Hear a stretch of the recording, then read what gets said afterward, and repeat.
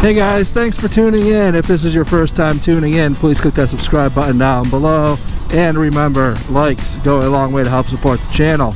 Today I am going to be reviewing the Innovv K2. And what this is a dash cam for motorcycles. Basically, you can see I have the live feed up on my phone here. And what this is it gives you the camera of the front of the bike and the rear of the bike. And the Innovv K2 is the one that seems to be the go-to for these motorcycle dash cams. So I reached out to them and I actually asked for a review unit to do for the purpose of this video, and their response to me was that they would reimburse me basically half off after I posted a video for this. Call this like a 50% sponsorship. You know, but I definitely had to pay for it. I am very clear about my arrangements when it comes to these sponsorships and my connection with these companies. So, but with that being said, I was going to buy this anyways. So, this was something I was very interested in looking into, and for the reason for that is about a year and a half ago, almost 2 years ago, I was actually driving in New York in my truck and rolling my GoPro as a dash cam. In the process, I had a semi-truck with ice blow off the top of the tractor trailer, come down and smash my truck. I mean, it really obliterated the windshield. I was lucky it didn't kill me, to be totally honest with you. It kind of hit right at the roof line, and if it hit any lower, that sheet of ice was coming through my windshield and could have done some damage to me. So after that, I got that on video, and that helped me track down the trucking company and ultimately have them reimburse the repairs of the truck, as opposed to me having to go through and have it be a hit on my insurance. So not only did it help me with that, but running a YouTube channel, I posted that video on YouTube, and I've basically since made $1,300 off that video. That's awesome. So ever since then, I've had kind of this FOMO of not having dash cameras running, and with the motorcycle it's even more important to me because, no beating around the bush, if something happens, one of these cars pulls out in front of me and I hit it, there's a good chance that could be the end of me. So I'm not totally blind to that fact that riding a motorcycle has some dangers to it.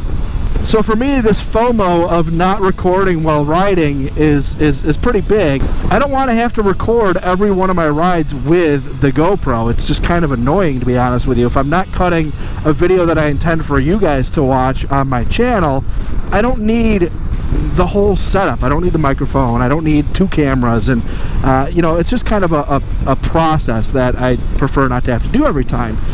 So when I was looking at this Innovv K2, I already understood that the camera quality was not going to be a GoPro. That's not what it is. What it is, in my opinion, a perfect middle ground for quality video, where if something were to happen, first of all, if something were to happen and I wasn't recording a YouTube video at the time, well, now I have it on video. So it's a great way for me to always make sure that I'm recording should anything eventful happen. Again, it's not meant to be incredible footage of my rides, but it is meant to always be recording. Now, I'll take you through the unboxing of this Innovv K2.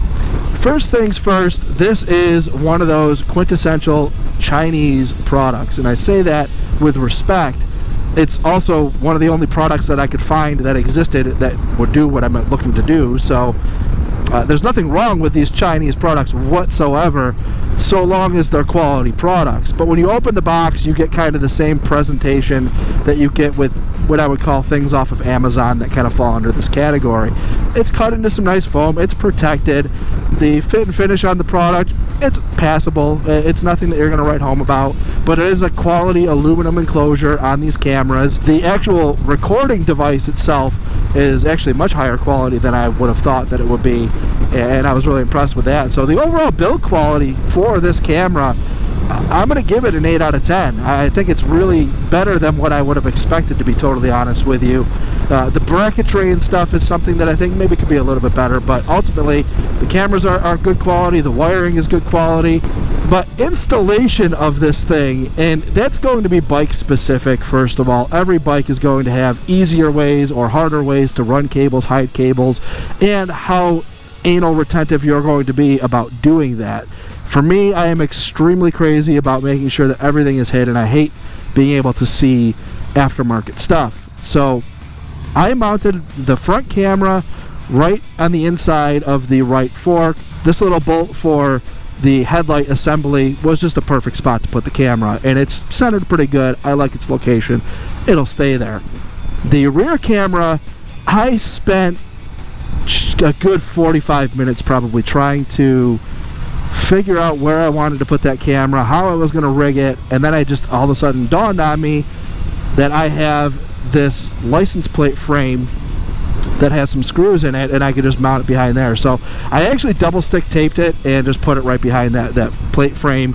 So it's held on pretty tight with that screw, but it's also got 3M tape holding it on, so it ain't going anywhere. The wiring schematic for this Innovv K2 is actually really simple, and the wiring harness they provide to you has everything you need. The one thing I didn't know if it had, which it does, is an inline fuse. I never like hooking anything directly to the battery unless it has an inline fuse, and this one does. They have really easy screw connectors for the cameras, so you just put it together. It's similar to like an outdoor lighting type of thing, if you're familiar with that.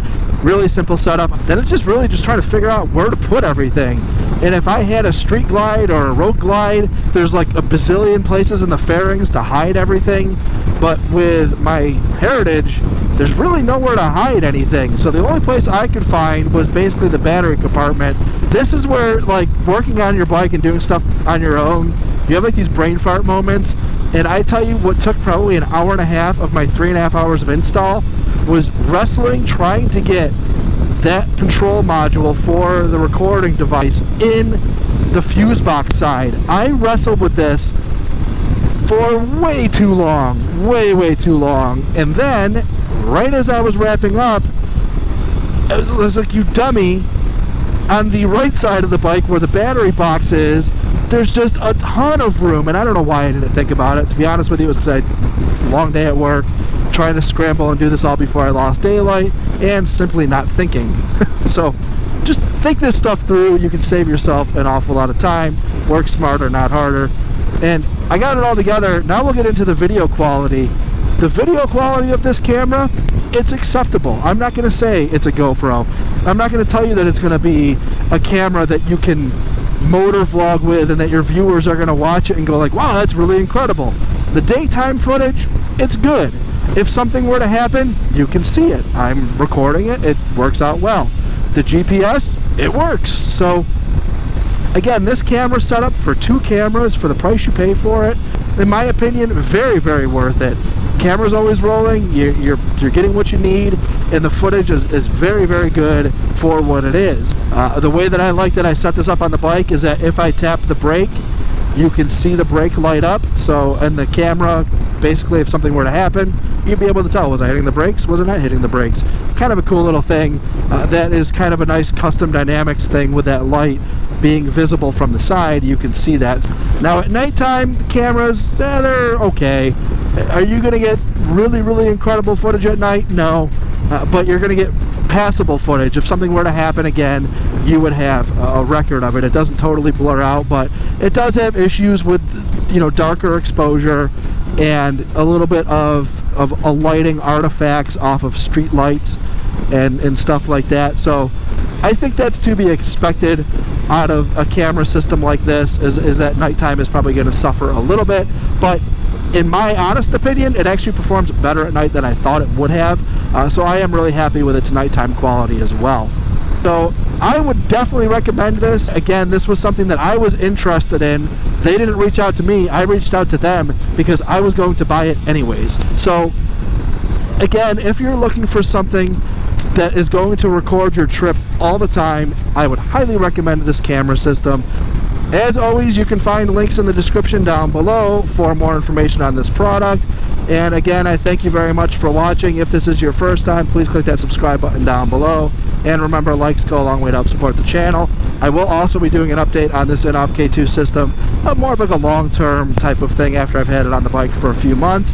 And I'll share with you guys what I think of it at that point. You know, here in Arizona, it's important to make sure things can operate in the heat and stuff like that. So we're going into the winter months. It's not 120 degrees out anymore. So it might take till next summer where I can really review this thing through basically the cold and the heat. I will have this bike out when it's 30 degrees out, most likely, so I'll really have the wide range of gamut on this product. So again, thank you very much for watching. We'll see you next time.